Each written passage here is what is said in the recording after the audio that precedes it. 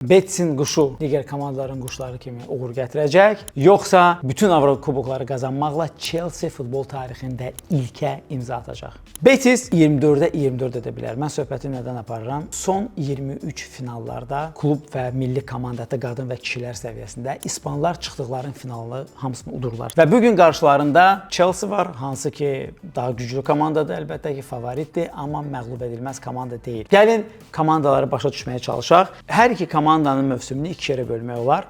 Mövsümün ilk yarısında Betis krizisdə isə Chelsea, İngiliscə buna free flowing, yəni Pochettino'nun azad, sürətli çıxışlara hücum edən bir komandası var idi. Maresca bu komandanı daha da yetişkin etmək üçün mövsümün ikinci yarısından müəyyən qədər pragmatik komanda çevirməyə başladı və biz Chelsea'nin son oyunlarında da gördüyümüz kimi Chelsea kifayət qədər qapalı futbol oynamağa meyillidir. Bu əlbəttə ki Ange Postecoglunun avtobus parkovkası ilə müqayisə oluna bilməz. Oyunun mahiyyəti ondan ibarətdir ki, Chelsea middle blokla oynayır və bu orta blokla oynamaqla rəqibə mümkün qədər az şans tanıyır. Özü isə bir qədər axıcı, o qədər də dinamik olmayan mövqe futbolu ilə ümid edir ki, rəqibi həm gücünün hesabına, həm də ki oyunçuların daha yaxşı olması hesabına məğlub edəcək. Betis o tərəfdən iki modda oynayır. Bir tərəfdən Betis, Isco və Antony'dan sonra lazım olduqda rəqibi öz qapısında yaxşı sıxa bilir. Lakin Betisin də əsas oyun modu müdafiə olmaqdır və əgər Betis 4-4-2 topsuz müdafiə taktikası keçəcəksə,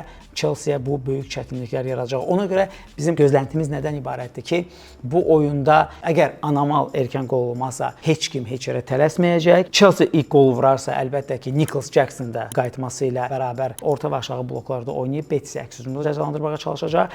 Lakin ən çətin ssenari Betisin qol vuracağından sonra baş verəcək. Xüsusilə əgər bu ikinci hissənin hansı bir hissəsində olarsa, hesabda önə keçərsə Betis, məhz Betisin həm topu yaxşı saxlamağa, amma eyni zamanda topsuz da 4-4-2 düşməyi Chelsea-yə böyük çətinliklər yaradacaq və Chelsea belə komandalarla inanılmaz çətinliklər çəkir. Sizin gözləntiləriniz bu oyundan nədir? Betisin davam etdirməyə çalışdığı İspanların möhtəşəm finalları burada bitir, yoxsa Antony əfsanəsi hər şey qadirdir?